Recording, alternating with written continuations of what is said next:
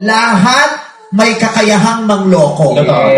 Lahat may kakayahang mangloko. Babae, lalaki, tomboy, bakla, ano mang kasalihan, lahat may kakayahang manloko. Actually, may napanood akong video nung tinanong siya, nung asawa niya mismo. Sabi niya, kaya mo ba akong lokohin?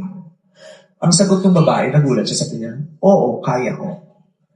Kaya kitang lokohin, pero hindi ako aabot doon. Bago pa mangyari yun, ako na mismo ang iiwas. Kasi alam ko, pwede kitang lokohin.